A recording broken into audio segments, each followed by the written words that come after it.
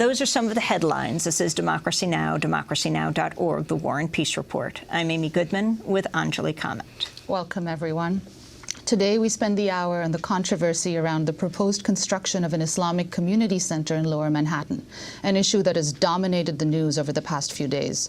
Opposition to the center first started among fringe right-wing blogs who labeled it the Ground Zero Mosque. Over the past few weeks, the issue has been swept into the mainstream, with President Obama ultimately weighing in last week.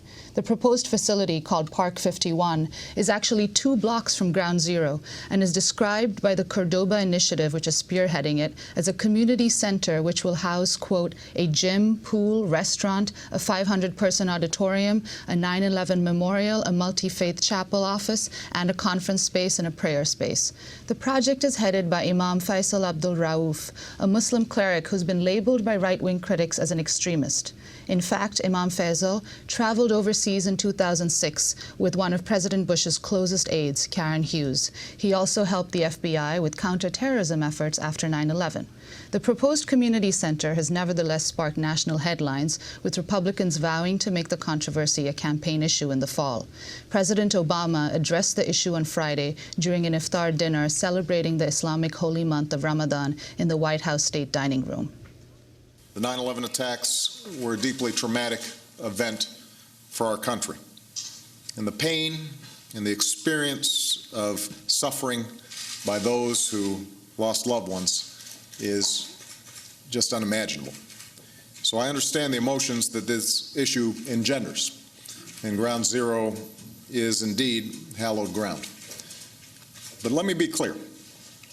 As a citizen and as president, I believe that Muslims have the right to practice their religion as everyone else in this country.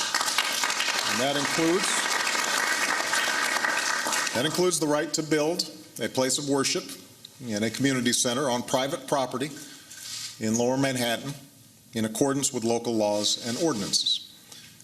This is America, and our commitment to religious freedom must be unshakable. The principle that people of all faiths are welcome in this country and that they will not be treated differently by their government is essential to who we are. Less than 24 hours later, President Obama was asked about the Islamic Community Center by a reporter and appeared to backtrack from his statement of the night before. I was not commenting, and I will not comment on the wisdom of making a decision to put a mosque there. I was commenting very specifically on the right that people have that dates back to our founding. That's what our country is about. Meanwhile, Senate Majority Leader Harry Reid this week became the most prominent Democrat to oppose the construction of the facility when he said it should be built in another location. Well, my statement, I think, is pretty simple. Constitution gives us freedom of religion. I think that it's very obvious that the mosque should be built someplace else. And that's what I said. In New York, Governor David Paterson's office said yesterday that they will meet with the developers of the Cordoba House project. Last week, Paterson offered the developers state-owned land to relocate the center far away from Ground Zero. The developers rejected the offer. They also denied that any meeting has been scheduled with Paterson. Project developer Sharif El-Gamal was interviewed on local news station New York 1 on Tuesday. He criticized lawmakers who are opposing the center. It's a really sad day for America when our politicians choose to look at a constitutional right and use that as basis for their elections. This is not a debate. This is not a debate. This is us as Muslim Americans giving back to our community. Today, we spend the hour on this issue. We'll speak with the first Muslim elected to Congress, Minnesota Congressmember Keith Ellison. Rabbi Irwin Kula is with us. He's supporting the Cordoba House. Islamic scholar John Esposito will join us. And we're joined by Talat Hamdani. Her son Salman died on 9/11 in the attacks on the World Trade Center. Salman was 23 years old. He was a police cadet, an emergency medical technician. He had a degree in biochemistry and was headed to his job as a research assistant at Rockefeller University when the planes hit. First, we're going to go back 7 years. It was on the eve of September 11th, 2003. It was there that I met Talat and her now late husband, Mohammed Salman Hamdani, as they walked to Ground Zero, honoring the dead and talking about their son. Actually, I was sleeping that time, and my sister-in-law, she called me and she said, did you heard something? I said, no, and she said that one tower already fall down. And the first word from my mouth was that, oh my God, my son is there. We tried to contact him on his cell, Salman, but he wasn't answering. And then I remembered the day before when he came home, he had forgotten his cell phone on the job. He worked at Rockefeller, which is 65 Street and York Avenue. So being the type of person that he was, an EMT and a police cadet, and apart from being an EMT and police cadet, he a very, kind person, very generous, very helpful. We knew he would go down to help over there. I mean, if he saw such a disaster, he would respond to it. There was a call given out for all the EMTs to come forward for the rescue help. And finally, his brother, my husband's brother, went to his office and they told him he never reported to work. And we waited for him to call home that night. The first night I wasn't worried. My husband was. I wasn't worried, but then, so the next, that's how the day went by, just waiting for him to call, and the call that never came. And the third day we went down to the center that they had made for the families to come and give their names of their loved ones. Armory it was, yes, it was the Armory. We went down there and we registered his name, and we gave our swab samples for the DNA. And we made a flyer searching for him. We put down his name as Sal Hamdani. My brother did not put down his name, the first name Muhammad, for certain reasons. And we searched for him. Nobody had seen him. We went down the following weeks. We went down to the Ground Zero itself, asking the firemen, showing them his picture. Maybe they saw him. But nobody saw him at all.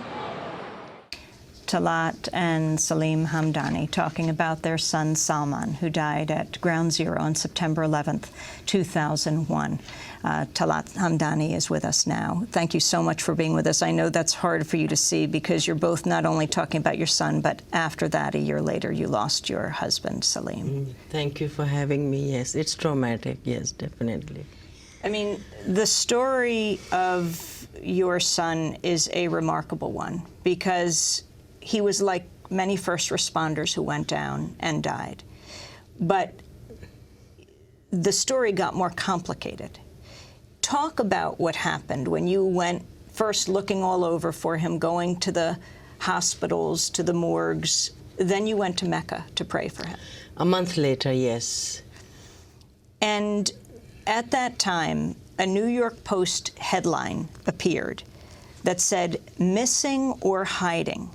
Mystery of the NYPD cadet from Pakistan," screamed the Post headline. The sensational article noted that someone fitting your son's description had been seen near the Midtown Tunnel a full month after 9/11. You were interrogated. His internet use, his politics were investigated. What happened then? How you came back to this chaos when you thought you simply had lost your son at Ground Zero? Well, after 9/11 happened, and like a month later, after we came back from Mecca, there was this voice message on my machine from Congressman Ackerman's office to contact him, and maybe he'll help me find my son. He has some news about him. So we contacted his office, and we were interrogated by Congressman Ackerman and about his faith and about us and everything. And he led us to believe that maybe he was detained by the INS, by the ICE. And I said, he's an American citizen, but he said, well, he wasn't born here. So we were, there was hope, even being detained, but that hope of being alive I'll take it even today.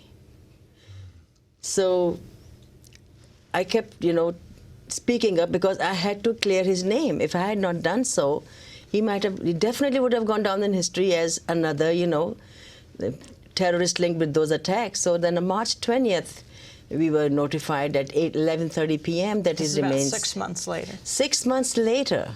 And we had the funeral, being a cadet. The NYPD honored him. He went under the American New York Police flag. Department. Yes. He went under the American flag, which he said, that is honor, Mama. 3 years ago, we know someone who died, who was a lieutenant, and he said, Mama, that is honor, and that is how I want to go. And that is how he went. And you had the funeral at the mosque on East 96th Street. Yes. Mayor Bloomberg spoke. The police commissioner, Ray Kelly, spoke. Congressman Ackerman spoke. Came, yes. And this was after newspapers were camped outside and cameras your house looking for the so-called terrorists. It was horrible. It was like they descended like vultures upon my house. President Bush talked about him as a hero. Salman is named in the USA Patriot Act as a hero. Yes, he is. So it all turned around. But your son remains dead close to 3,000 people died on September 11th. He was one of them, yes, definitely. And so today, almost 9 years later, and a community center, an Islamic community center and mosque, is proposed being built a couple of blocks from Ground Zero. Your thoughts? The objection to this Islamic Cultural Center, I think they are illegal because the zoning has been approved. There's nothing wrong with it. People, they object. Some 9/11 families do object to it. They call it insensitivity, but it's not about sensitivity or insensitivity about emotions. It's about the legality of the situation. It is about our rights as Americans. We are protected under the Constitution. There is freedom of religion. If it's one faith today, it's going to be another faith tomorrow. That is scary. And to scapegoat the Muslims for the acts of a foreign terrorist, that is hatred, that is wrong. Because if we go by that argument that if we were attacked by a foreign terrorist group who did this in the name of, my faith, Islam, and hence all the Muslims are terrorists, as has been happening since 9/11, I say we have carried the cross, no more, no more. So if that argument is valid, then by that token, Timothy McVeigh's actions also makes all Christians terrorists. So that is wrong. We're going to break and come back to this discussion. Again, we'll be spending the hour on the controversy of the Islamic Cultural Center, the proposal for it to be built near Ground Zero. This is Democracy Now! Back in a minute.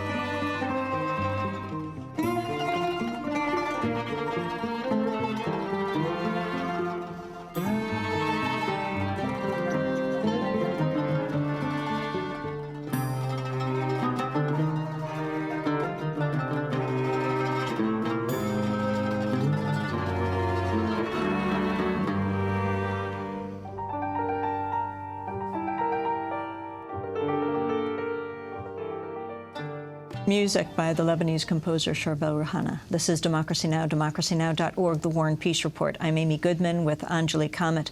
Our guests are Talat Hamdani. Her son died at the World Trade Center in the